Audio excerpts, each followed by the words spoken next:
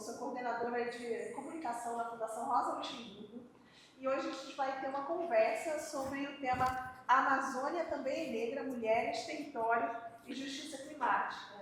Essa conversa acontece no período, né, em que ocorre a COP30, e a gente está ocupando uma sala no espaço da UFPA, que é onde também está acontecendo a Cúpula dos Povos. E com muita alegria, tenho duas convidadas aqui para conversar com a gente sobre esse tema. A Gisele Brito, que é coordenadora do Instituto Peregum, que também discute temas climáticos, né, Gisele?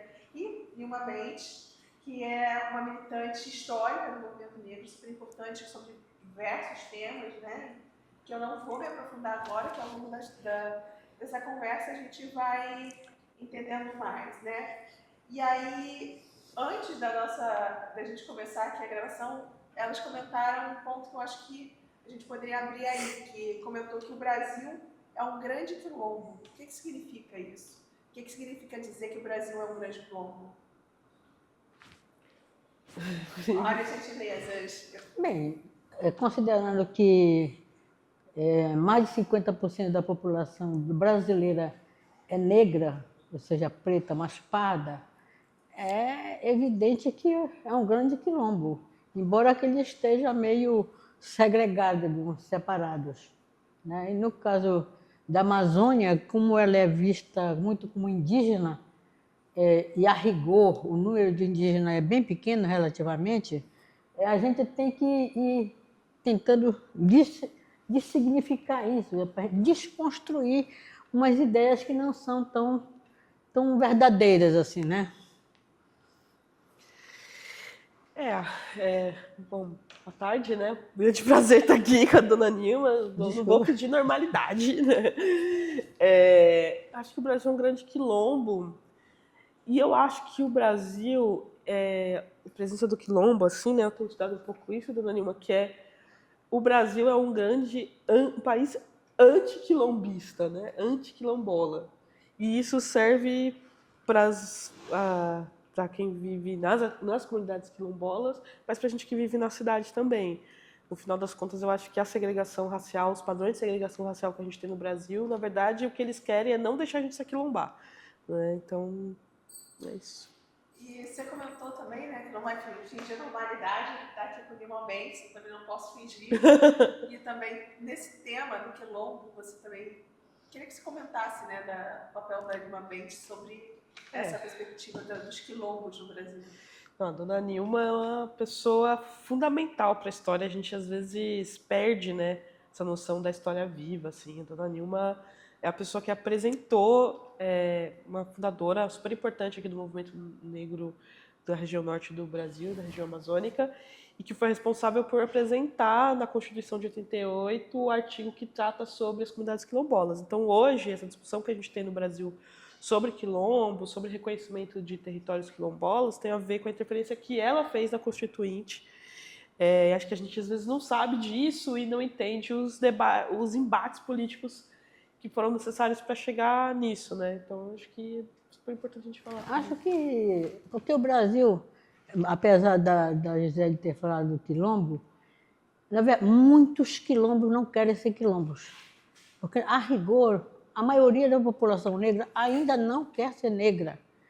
E quilombo representaria ser negro, né?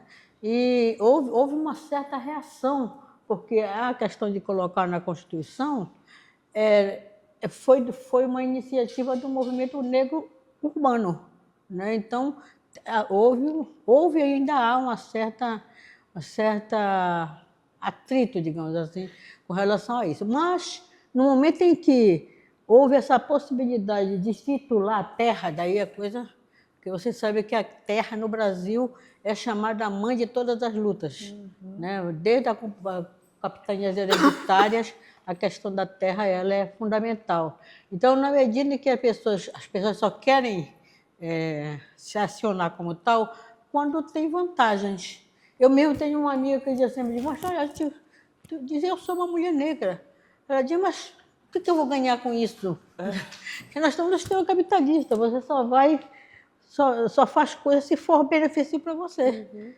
né? Então, o Quilombos e a Amazônia, inclusive porque as pessoas acham que a Amazônia é brasileira, a Amazônia, são 8 países que têm a Amazônia, né? E a Amazônia um bioma específico, mas que só porque a maioria da Amazônia está no Brasil, não significa que ela seja brasileira. E temos que considerar todos esses aspectos das Amazônias, né? Que não, apesar de o pessoal olhar o mato em cima, embaixo tem um monte de gente morando. Tem dois aspectos que a Ilma colocou que fiquei assim, com muita curiosidade. O que levou a senhora e outros integrantes do movimento no período a defender a existência de titulação, quilombo, enfim, naquele período, e também que vocês comentassem sobre essa perspectiva da resistência de quilombo e resistência a ser negro e toda essa perspectiva, né? Não, mas eu queria que a senhora contasse como que foi. Não, é porque antigamente chamava-se Comunidades Negras Rurais, a gente chamava, né? Mas como tinha que ter um pouco de referência do Quilombo dos Palmares, que era um nome muito forte, e na verdade o Quilombo dos Palmares praticamente foi inventado. O movimento negro escolheu Palmares para ser representante, porque tem quilombo, inclusive ainda tem até hoje, entendeu? Então, tem essas questões simbólicas na política, né? E na ocasião da Constituinte, muitas propostas foram levadas e poucas foram aprovadas. Por acaso, essa foi uma. E mesmo na revisão constitucional, que teve em 98, teve gente que quis tirar o artigo 68. E que gente daqui do Pará. Nós tivemos que fazer outra briga para deixar o artigo 68, entendeu? Então, e mesmo que vários quilombolas não quisessem ser quilombola, é porque o nome quilombola não era comum a eles, né? E quilombo refletia, significava negro, e negro ninguém quer ser negro, a maioria não quer ser negro, nem o Neymar. Pois é. Ainda hoje, né? Nossa, é super interessante porque acho que é muito louco a gente pensar como as conquistas são direito quando chega, né? A gente não a caminhada, né? E essa dificuldade e tal. Eu falo que tem muita resistência, não a ser quilombo, porque no sentido que ela falou, né? Hoje produz conquista e aí as pessoas entendem, né, o que é e veem como uma vantagem. Eu acho que quando fala de vantagem não é ruim, é porque eu acho que não é ruim que as pessoas vejam com vantagem. As pessoas querem algo que ajude elas na luta, né? E o Brasil e os vários países do mundo querem dificultar que a gente consiga, como comunidades negras afrodescendentes, né, ao redor do mundo, tenham instrumentos para lutar, para disputar dentro da institucionalidade. Então, a gente tem trabalhado, né, no Instituto de Referência Negra Peregum, a ideia de que, para se pensar adaptação, mitigação, justiça climática, a gente precisa... Porque, assim, mitigação, que a mitigação é deixar de emitir gases. Isso tem número, né? Que é números imaginários. Eu falo que os números imaginários que a gente aprende na escola nunca foram tão bem compreendidos nisso. Porque, se você deixa de rodar com o carro, tem um cálculo lá, que cada país tem a sua calculadora, que vai saber quanto que deixou de emitir de gases. Agora, adaptação não. Adaptação não tem números, não tem dados que mensurem. Claro que as pessoas percebem na vida. Então, falta muito isso nos assuntos dessa COP, dessa cúpula, ter esses parâmetros, mas é muito importante que essa adaptação também tenha um parâmetro de justiça climática. E é na justiça climática que a gente pensa nas questões de racismo ambiental. Então, não adianta nada adianta reduzir energia eólica, energia solar, realmente reduz a emissão. Mas em cima da terra de quem que você constrói, que você instala essas fazendas eólicas, fazendas solares? Normalmente são das pessoas que têm regimes alternativos de posse, tipo os quilombolas, tipo os ribeirinhos tradicionais, tipo os indígenas, tipo as comunidades periféricas urbanas, né, que todo mundo ocupa os lugares, né? E é nesses territórios que vão sendo alvos desse investimento, supostamente, necessariamente para fazer adaptação, mas não é porque está escrito adaptação que ela vai produzir realmente melhora na vida das pessoas, né? A gente sabe disso.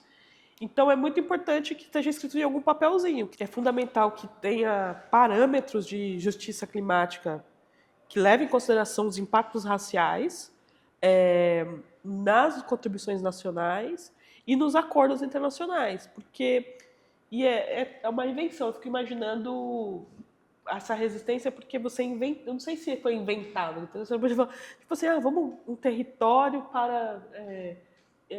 para essas comunidades tradicionais e tem uma invenção. Em algum momento, se não foi aí, em algum momento se inventou isso, né? E a gente tem dificuldade de... o racismo faz com que a gente não acredite, tem dificuldade de aceitar as invenções que são úteis para a gente. São direitos. Que pode ser direito, né? Para ser direito, a gente tem que ter primeiro o direito de imaginar outras possibilidades. Então, quando se imaginou, se sonhou as cotas, né? As pessoas, né, escreveram texto, falaram que não, e hoje a gente vê o resultado que dá. De repente, eu acho que a pergunta para a Nilma agora seria essa: como é que foi? Você tem, como, sei lá, isso em mente, como se imaginou essa proposta de quilombos? O que inspirou?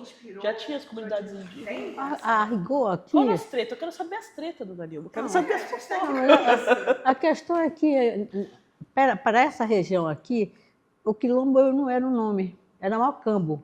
Chamava-se Mocambos. Então, essa resistência tem a ver de quilombos e mocambos, mas quando chega na hora de a gente fazer a proposta, alguém tem que escrever alguma coisa. E, de alguma forma, a gente faz a proposta e lá dentro ninguém sabe quem modifica, faz uma modificação que, inclusive, viraram a comunidade negra rurais, fizeram uma inversão lá que é significante, entendeu? Então, para a gente emplacar algumas propostas, nós tivemos que apelar para a maioria branca, né? Então, os brancos mais sensíveis são os que levam as propostas até o fim, né? Nós tivemos gente importante lá dentro. Então, o quilombo não é uma invenção, mas não é brasileiro, né? Não é um nome brasileiro, mas mesmo o Brasil com 8.518.000 quilômetros quadrados, a gente sabe que é diverso, super diferente uma região da outra, né? Nós duas aqui estamos aqui em regiões completamente diferentes, né? O que acontece lá não é a mesma coisa que acontece aqui, o ritmo da floresta aqui é outro, não é o ritmo urbano de São Paulo, né? Então, o Brasil... Eu vou repetir uma coisa que todo mundo já repetiu, mas que parece que foi o Antônio Carlos Jobim que disse: o Brasil não é para amadores. Ou como diria o Mano Brown, aqui é Capão Redondo, não é Pokémon. Né? Como é? Aqui é Capão Redondo, não é Pokémon, né? Não, esquece, deixa pra lá. Esquece porque já falei você errado. disse paulistano. A gente nem sabe que existe Capão Redondo. Nem quadrado. Vai saber, né? Mas enfim. Isso que importa, no nosso caso particular, o fundamental é regularizar, é titular as comunidades, né? Titular a terra, porque a briga é essa, e a demarcação das terras indígenas e do quilombo, porque aquilo já é uma segurança, né? Uma segurança, porque os grandes projetos que estão na Amazônia, sobretudo, que inclui essa questão da mineração e aquilo que tira ouro, como é? É mineração, né? Não, além da mineração, tem aquilo. Tem um negócio que sacode assim, parece um paneiro. Acho que é mineração. Né? Não, é mineração não, mas tem um nome. Aquele negócio, você não sabe qual é o negócio? Você de casa. Aquele, né? Hein? Garimpo, pois é. O garimpo aqui é muito forte e ele implica ele aumenta substancialmente a questão do mercúrio no rio, que mata tudo, né? E o pessoal não está nem ligando. Aí, então, é porque o Brasil é imenso. Nós tínhamos que, talvez, inventar uma outra divisão política do Brasil para tomar conta de diversas coisas, porque essa divisão tem que haver uma modificação, não pode ser do jeito que está, porque do jeito que está os gringos levam tudo. E o que você reflete sobre essa possível nova invencionice de sonhos de vivência? Eu queria essa coisa, dar um exemplo, né, de como que essa luta repercute na cidade, né? A gente está em São Paulo, faz parte de uma articulação chamada Mobiliza Saracura Vai Vai. Foi descoberto, essa articulação acontece num bairro chamado Bexiga, que é pertinho da Avenida Paulista, em São Paulo, e é muito conhecido por conta da escola de samba Vai Vai, né, que está aí nos carnavais, a grande campeã dos carnavais e tal. Com todo respeito às outras. Desculpa. Mas o Vai Vai hoje foi removido do lugar que estava lá há muitos anos, muitas décadas, para a construção de uma obra do metrô, que já é racismo, porque jamais escolheriam tirar o MASP do lugar para construir uma estação de metrô. Então, o metrô é planejado e planejaram fazer aquilo para desorganizar uma comunidade que estava num bairro que era um quilombo. No regime escravista, ele era um quilombo, e depois ele permanece negro por conta dessas articulações. Várias organizações do movimento negro nascem lá. Então, o MNU, várias outras articulações do movimento negro têm sede lá nesse bairro. E acham um sítio arqueológico, vale a pena entrar nas redes sociais lá do Mobiliza para saber os detalhes, mas hoje tem mais de 100.000 peças nesse momento, a gente está aqui já localizadas. E a gente faz uma grande luta, a comunidade faz uma luta de memória e permanência, tanto para reconhecer que esses achados estão relacionados com essa presença negra, vários desses achados têm a ver com práticas religiosas, mas de permanência. E a gente consegue emplacar no Plano Diretor de São Paulo um artigo, que é o artigo 314, inciso 8, dizendo que tem que observar a permanência da população, do perfil racial daquela população daquele território. A gente não mobiliza ali necessariamente na lei o termo quilombo por uma série de implicações, mas a gente trabalha com a ideia de um quilombo vivo, persistente, né? E que tem que permanecer quilombo. E eu acho que isso é interessante, que eu falei do antiquilombismo, porque você vai pensar em São Paulo, aqui a dona Nilma pode falar, mas no Rio de Janeiro, pensa assim, um bairro negro. O que a gente pensa um bairro negro? A gente normalmente vai associar bairros negros com áreas precarizadas. Mas, ainda que seja muito pequena, existe uma classe média negra, sempre existiu uma classe. A gente tem o Rebouças, tem os médicos de Salvador, sempre existiu ali algum nível de classe média que nunca conseguiram se organizar em território. E com território que produzisse... território assim, na escala urbana, né? A gente se organiza em lugares. Mas quando você pensa numa cidade, a gente tem dificuldade de fazer isso, né? Se você for pensar assim, pensando em São Paulo, tá? Fulano, os hipster, a gente sabe, o Santa Cecília, os Faria Limer, né? Tem essas expressões aí em São Paulo, não é nenhuma, não fui eu que inventei, mas... E não tem... Mesmo Bexiga, as pessoas chamam de bairro italiano. Então, por quê? Quando a gente se territorializa, né, o quilombo lá antigamente era um lugar de formação política. Você passava a ser um agente político da sua história. Você saía da subalternidade do escravizado, que a gente sabe que não era, que ele, como escravizado, fazia várias coisas ali, mas tinha um status, né, político. Agora, o quilombo não, o quilombo é um revoltoso. É uma estratégia, o Clóvis Moura fala isso, é uma estratégia revolucionária e territorial. Então, para mim, o Estado se organizou para quebrar essa estratégia territorial. Por isso que nossas cidades são tão segregadas. E por isso que os investimentos públicos e privados produzem embranquecimento. E isso é uma coisa importante que a gente tem falado no âmbito das negociações internacionais da COP, né? Os recursos que vêm para adaptação, eles não podem aprofundar essas desigualdades, eles não podem produzir remoção, eles não podem produzir embranquecimento dos territórios. Eles têm que qualificar os territórios, proteger as pessoas das mudanças climáticas, mas proteger as pessoas, inclusive, que estão lá. As pessoas negras, as pessoas pretas, pobres, periféricas, indígenas, as populações vulneráveis. E não qualificar os territórios, expulsando essa população para as áreas mais vulneráveis ambientalmente, que é a lógica que acontece hoje. A gente fez um estudo que mostra isso bem direitinho. Antes de entrar no estudo, perguntar para as duas, né? Você falou sobre como deve ser.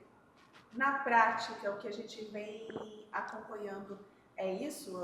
Os projetos que são desenhados, envolvidos nos âmbitos das COPs, ou que falam da justiça climática, de fato elas apoiam esses territórios negros e comunidades tradicionais, ou tem trazido mais problemas? Como é que vocês avaliam essas medidas climáticas? Olha, atualmente eu acho que o Brasil está numa sinuca de bico.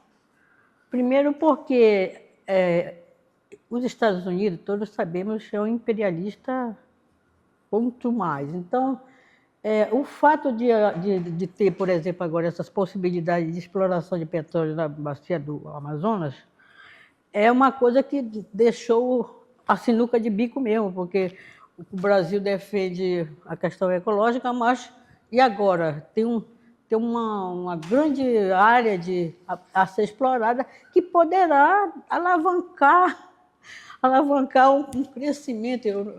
A palavra crescimento é horrível, desenvolvimento é outra ruim. Então, a questão é que essa sinuca de bico que o Lula vai ter que enfrentar, o Brasil vai se dividir, eu acho, assim, nesse sentido, se ele perguntar, né? Porque nós sabemos a sacanagem que o Trump é, né? E ele vai fazer tudo para a gente não explorar essa riqueza. E o Brasil necessita alavancar. Logicamente que as emissões do Brasil são de desmatamento, mas o desmatamento tá sendo reduzido, né? É muito pouco as emissões vindas de combustível fóssil do Brasil, relativamente, né? E nesse caso aumentaria, né? Então nós vamos entrar num período, eu acho, de grande disputa, né? Até acabar o governo Trump. É uma sinuca de bico mesmo. Qual que era a pergunta mesmo? Agora, uma coisa que eu queria destacar é que, pelas estatísticas, a maioria dos indígenas mora em São Paulo. Não é aqui na Amazônia. A maioria dos indígenas estão em São Paulo, que é uma coisa assim, meio paradoxal, porque vem a Amazônia indígena, né? Mas está tudo lá. Da população negra em São Paulo, e a Lima, de certa forma, fala também do trabalhamento da população negra aqui, né? Que tem uma população negra que nunca se fala, se fala mais, claro, da população indígena, que é super importante, mas como se não existisse. Então, o negro me parece, né? Que a gente não existe em lugar nenhum, a gente não existe no Bexiga, a gente não existe na Amazônia, a gente não existe. Acho que isso me pegou um pouco, assim. Posso pedir um favor para alguém que está aí para gravar um videozinho curto enquanto eu estiver falando? Você pode fazer para mim? Posso? Pode? Claro. E a gente pode postar antes de sair? Com certeza. Videozinho, tipo um minuto, assim, na hora que eu for falar. Você grava aí? Você quer gravar aqui, direto? Não. Ah, beleza. Obrigada. Para fechar, eu pensei de ver se alguém está presente quer fazer perguntas. E aí? Mas eu queria fazer só um destaque nessa questão da mulher negra, né? Porque como a nossa história é de ama de leite, ama seca, com leite, sem leite, essa questão das mulheres negras na Amazônia, elas vêm inclusive com essa função de amamentar as brancas, né? Os filhos de brancos. Então, existe ainda aqui na Amazônia coisas tipo assim, traz uma menina negra para mim para casa, entendeu? Existe em muitos lugares, então isso está muito longe ainda de acabar essa subalternização forçada da população negra. É interessante porque você falou que São Paulo tem maior população indígena, né? Tem tem uma comunidade lá em São Paulo chamada Real Parque, que tem muita população indígena que vem de Pernambuco, os Pancararu. E tem muitas aldeias em São Paulo. É muito louco, porque tem aldeias guaranis em São Paulo, onde as pessoas falam guarani, as criancinhas falam guarani. Às vezes as crianças já tem um cabelinho até louro. Uma vez eu estive lá e todas falam guarani até os 6, 7 anos, é a língua, e fica 30, 50 quilômetros do centro de São Paulo, lá os Crucutus, tem algumas aldeias lá, alguns territórios, na cidade de São Paulo. São Paulo é muito louco. Mas São Paulo tem uma imagem, né, que é a imagem forte, e que não é só imagem, né, é poder político, né, e que eu acho que é o que também é importante a gente quebrar, que é essa imagem do branquistão, né. Eu chamo de branquistão, mas tecnicamente é a área de exclusividade branca, mas que é um grande branquistão, que a gente naturaliza ter territórios em São Paulo que tenha 90% de população. A população negra em São Paulo fica em torno dos 40%, mas tem lugares em São Paulo que tem 95% de população branca. E as pessoas acham normal isso, e como não colocam isso como um problema a ser enfrentado, historicamente isso tem sido realimentado, né, pela ação e pela inação. A gente não faz nada para resolver, continua, cada ano cresce, a gente tem feito estudos mostrando que esse território da branquitude, né, essa concentração da branquitude em um determinado território, ela se expande, ela não é fixa, e que ela é produzida, esse território é produzido por investimentos públicos e privados, por instrumentos de planejamento urbano, e que concentra ali as melhores oportunidades de educação, de trabalho, de saúde, as melhores condições ambientais, até o ar é mais fresco nesses lugares, até as temperaturas são menores, e tem mais árvores, e apesar de estar à beira de rios que foram não só retificados, mas tiveram o curso invertido, o Rio Pinheiros teve o curso invertido, elas não sofrem os impactos diretos da cheia desse rio, né, de desastres ambientais. Porque o rio foi invertido, ali não tem esse nível de desastre ambiental. Mas com certeza os afluentes desse rio vão encher a casinha de outras pessoas que estão lá no Pirajussara, lá na Zona Leste, na Zona Norte. Então, esse pacto da branquitude territorial, né, que a gente parodia esqueci esse nome. Parodia da Cida Bento, e trazendo isso para o territorial. Tem um pacto da branquitude territorial que acontece em todas as cidades. Todas as cidades que a gente tem levantado, você tem uma área de exclusividade branca, e esse é o nosso padrão de segregação racial. E territórios onde está a população negra que são muito diversos, o que dificulta, às vezes, a nossa tomada de consciência, né, da consciência negra. Porque a gente está num território que a gente fala assim, não, isso aqui não tem nada a ver com racismo, pô, tem um preto e um branco aqui, meu vizinho é branco e tal, e a gente não entende que aquele lugar foi reservado, na história do Brasil, é uma continuidade dos processos escravocratas para ser o território negro, apesar de eles serem diversos. Mas é para o território para a gente desaparecer na naturalização da miscigenação, e não estou condenando a miscigenação, mas o território propicia isso, né? Então, o nosso projeto eugênico criou soluções territoriais. Então, territórios muito protegidos, eugênicos, brancos, onde você...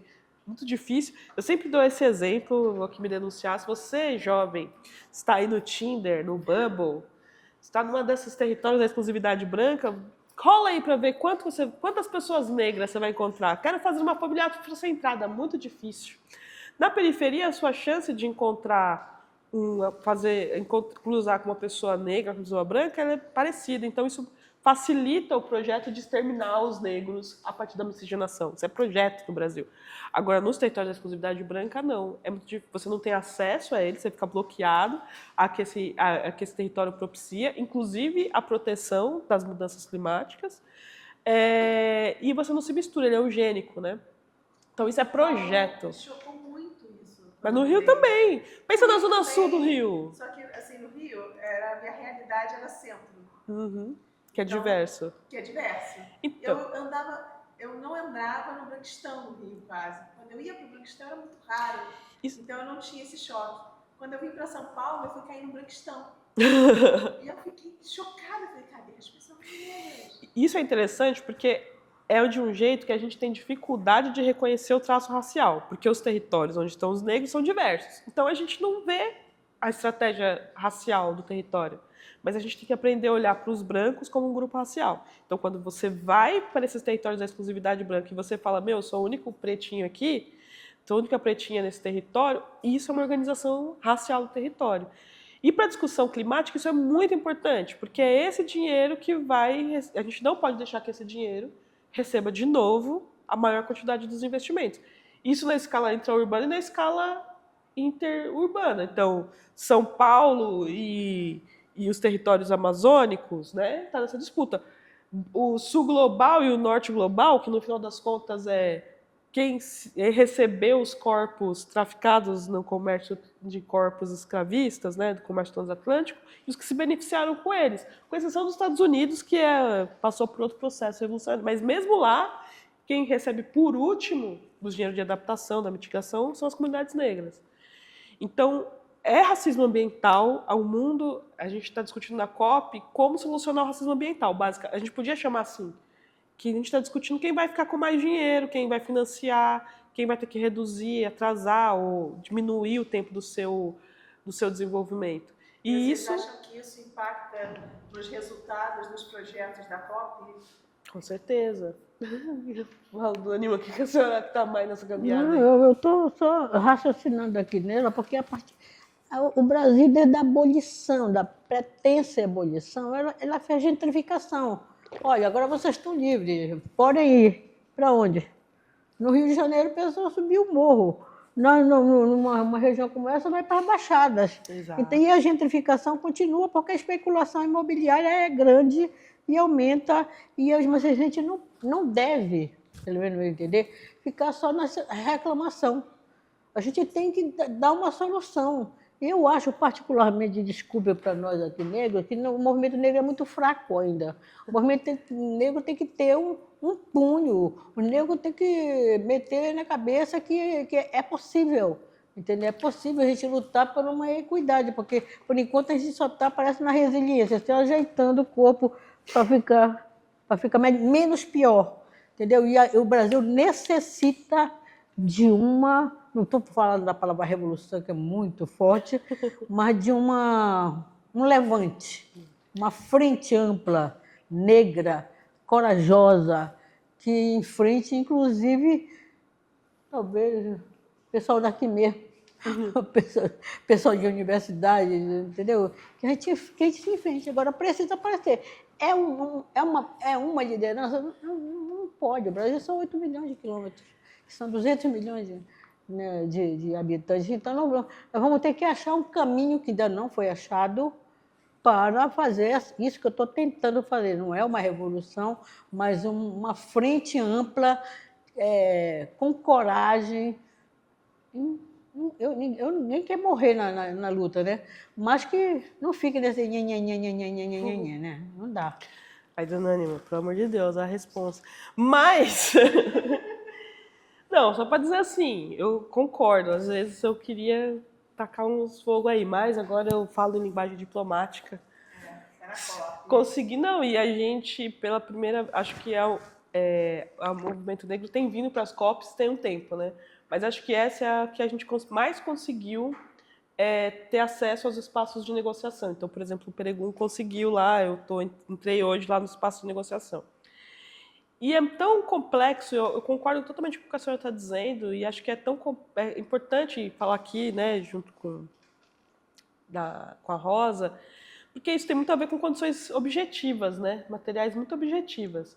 500 anos. 500 anos, e agora a gente cada vez tem um número maior de pessoas na universidade que conseguem, por exemplo, falar nas linguagens técnicas, porque acho que, imagina, na Constituição devia ser super desafiador. Hoje eu estava lá e falei, que complexo isso, e meu inglês não dá conta de tudo. Então, tem condições muito objetivas para a gente participar desses espaços. E muito disso passa também por processo de financiamento, né, de como que o financiamento tem tratado essa questão. E o financiamento para financiar isso, e o que financia, o que deixa de financiar, tudo isso impacta. E as políticas públicas, né, para que a gente consiga cada vez ter mais pessoas se formando na universidade e engajadas. Mas aí eu insisto, assim, para mim isso é muito, não sei se é porque eu faço estudo cidade, para mim uma das coisas que dificulta essa ação coletiva a partir, né, da ideia do racismo, do enfrentamento do antirracismo, é como a gente a quebra da estratégia territorial, sabe? Porque a senhora sabe que quando a gente está em território, quando a gente está junto, e o movimento negro sempre teve esse tipo de estratégia, faz a festa, faz o baile, faz o livro, faz o não sei o quê, a gente, quando se junta, quando se aquilomba, a gente é muito forte. Só que esse aquilombamento, ele é sempre cortado, ele é sempre polar. A gente claramente percebe quando uma comunidade começa a se organizar, chega lá o projeto de desenvolvimento que remove e desmobiliza aquela comunidade. Isso né, o senhor sabe melhor que eu que isso é estratégico, estratégia dos caras. A gente também tem dinheiro para comprar a mídia. A mídia é o primeiro poder, o segundo poder, sei lá, o poder. Ninguém vai dizer que o que a Globo diz, o pessoal vai repetir. Então, falando de mídia, eu vou dar uma pausa nessa conversa, que a gente já está caminhando para o fim, e convidar a Cecília, que é do veículo Carta Amazônica, que é o veículo negro aqui da região, que se for pertinho, que a gente está com o microfone aqui pertinho, e ela vai fazer uma pergunta para a Nilma, para a Gisele. Sim, queria fazer uma pergunta, achei muito importante isso que vocês ponderaram, né? E eu fiquei pensando aqui sobre como é tão difícil para que nós consigamos nos organizar enquanto movimento negro, enquanto povo quilombola, né? Então, outros movimentos, como o movimento indígena, que é muito forte, muito bem organizado, estruturado. Então, a gente percebe que o movimento quilombola não consegue, da mesma forma ainda, se organizar, se aquilombar e montar uma rede tão grande, tão forte, né? Uhum. E será que isso também não é muito fruto desse racismo, do pacto, inclusive da própria branquitude, que nos expulsa dos espaços? Por exemplo, na COPRE, ontem foi notícia que o movimento quilombola ganhou apenas 3 credenciais. Então, tipo assim, um evento tão grande, onde tantos grupos estão, o movimento quilombola brasileiro ganhou apenas 3, né? Então, tipo assim, onde eles vão estar, onde eles vão poder mostrar o seu corpo, ter o seu corpo nos espaços, o nosso corpo é um corpo político que está contando a história, né, do nosso povo, nossos ancestrais. Então, eu queria que vocês avaliassem um pouco sobre essa exclusão dos nossos corpos nesses espaços, ou a delimitação da quantidade de que pode chegar até lá, sabe? Eu gostaria só de ponderar, digamos assim, porque as mulheres são a maioria praticamente, né? As mulheres negras é que sofrem mais, né? Então, eu acredito, eu vou dar uma fechada aqui, porque eu não vou nem responder o que ela está dizendo. Eu vou dar uma ênfase de que no dia 25 de novembro vai haver a Marcha das Mulheres Negras, Marcha Nacional das Mulheres Negras. E que a gente tem uma grande expectativa que a gente vai fazer alguma coisa. Porque chegar lá em Brasília e dizer oi Lula, oi Congresso, não. Se a gente conseguir realmente esse número de mulheres que vai marchar para Brasília, nós vamos fazer acontecer. Nem que seja jogar um ovo podre na cara do Mota. Exatamente. É isso. É bom que ela chama e dela mãe entrega o que está rolando, né? Que as mulheres vão votar 1 milhão de mulheres em Brasília dia 25 de novembro. Essa é a ideia, né? Cara, não, mas para fazer isso, as mulheres estão correndo, as organizações estão fazendo atividade há quase 2 anos, e todas as condições objetivas têm que estar dadas, né? Dos recursos. Imagina, se num governo progressista, dito progressista, os quilombolas tiveram só 3, imagina.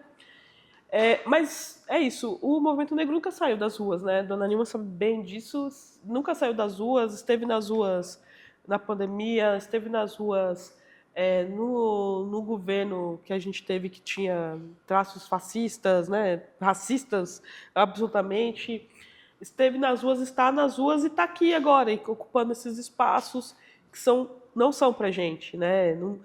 Não querem que seja para a gente, que nos constrange de várias formas. Então, por isso que eu estava falando, que a gente está muito feliz, por exemplo, de ter conseguido, nessa COP, ter espaço para entrar na Blue Zone. Porque parece ser um crachazinho tão frágil, inclusive é frágil mesmo, fisicamente ele é frágil, e demanda tanto trabalho das organizações, né? E parece, às vezes, são coisas muito simples que são muito desafiadoras, porque também a gente tem que escolher de ir para a rua gritar porque 121 pessoas foram mortas, e se a gente não vai, as outras organizações não vão, e essas 121 pessoas, várias delas saíram de dentro de uma mata. Eu acho isso bem legal falar aqui. Eu acho muito significativo, sabe? Um dia que rolou isso, fiz uma prova e falei assim, cara... Você pode contextualizar? A gente teve agora, há pouco tempo, no Rio, né, um assassinato de 121 pessoas, uma operação em 2 comunidades, né, 2 favelas lá no Rio. Super violento, uma ação da polícia absurda. E tinha uma coisa, né, assim, o que isso tem a ver com essa discussão da COP? As pessoas foram removidas de uma mata, as pessoas correram para uma mata e os corpos foram removidos pelas próprias famílias de dentro de uma mata. Se isso não é racismo ambiental, porque essas pessoas, por que elas estavam ali correndo para aquela mata? Porque elas, todos os dias, uma casa nova come aquela mata, né? Todo dia. E isso acontece porque essas pessoas não podem estar no território da branquitude, são expulsas de um território que está em processo de embranquecimento. Então, todo dia alguém sobe um pouco mais o morro, alguém sobe um pouco mais em cima da mata.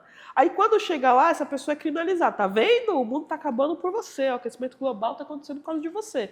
Mas, na verdade, ela está ali porque ela foi bloqueada do território onde vai sendo colocada a infraestrutura. Bloqueada e expulsa. Aí, um dia, a polícia sobe e você corre para dentro da mata. Independente se você correu portando um fuzil ou se não. Tipo assim, eu acho muito forte que aí você seja morto dentro de uma mata e você tem que ser recolhido de dentro de uma mata. De dentro de uma mata, que a gente chama de mata. Porque se fosse dos brancos, a gente chamaria de floresta. A gente chamaria de mata atlântica. A gente chama de mato... A gente chama de mato porque mato é o jeito de criminalizar o verde que a população preta pobre periférica do Brasil se relaciona. Eu cresci no mato. Eu sei que hoje em dia não pode, eu era criança, tá, pessoal? Faz 40 anos isso. Eu já comi cobra, eu comi tatu, porque eu cresci no mato. E depois eu cresci e falei, caramba, mano, esse mato, na verdade, era uma área verde. Mas nossa família era criminalizada, então aquela área verde era criminalizada como mato, como terreno baldio. Não, era uma área, tipo, remanescente de Mata Atlântica, que hoje tem um monte de apartamento lá, porque apartamento é melhor que mato, né? Enfim, acho que isso tudo é racismo ambiental, tudo isso é violência e tudo isso produz genocídio. E temos que parar. Isso é racismo. Isso é racismo. Só tem isso adjetivos e a gente coloca uma porrada. Isso é racismo. E aqui eu queria terminar assim, a minha parte de novo, convidando que nós temos a Black Zone, aqui tem a Green Zone, a Blue Zone, tem uma Black Zone lá na Praça da República que vocês vão passar para a gente trocar umas ideias lá, quem sabe. Se organizar para vencer. E chamar a atenção de vocês para essas obras que estão aqui atrás, que são da Nilma Bentes, que vai ter uma exposição aqui também na prédio da UFPA, a partir do dia 12. A gente vai ter uma abertura às 10 horas, né? Vai descer às 10 horas, aqui no prédio Mirante do Rio, do lado da sala 108. Então, venham para cá, dia 12, a partir das 10 horas, a gente vai ter a abertura da exposição da Nilma Bentes. E quero muito agradecer a participação da Nilma, da Gisele, que foi fantástica.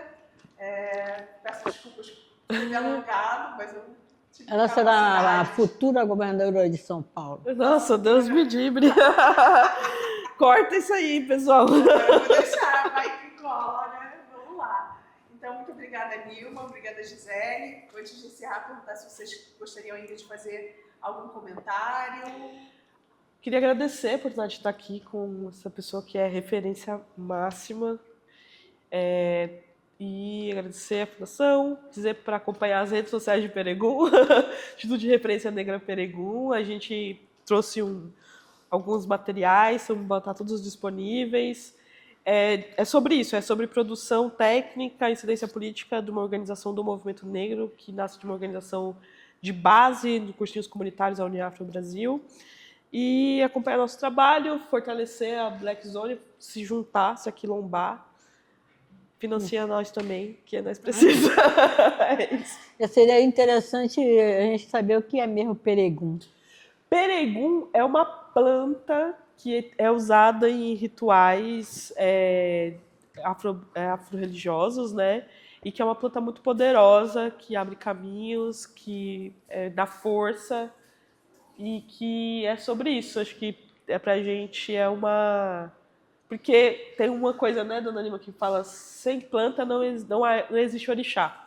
Então, o movimento negro, a população negra, ela luta contra as mudanças climáticas porque sem folha não há orixá, sem folha não há axé. É isso? Tem nome Peregum aqui? Peregum, nativo. Tem aqui? Nativo. O nome é nativo? Nativo que eu sabia era indígena, povos originários. Acho que é... Se tinha um nome de uma planta que se chama Peregum aqui. Bem, Deus está vendo. Deus está vendo.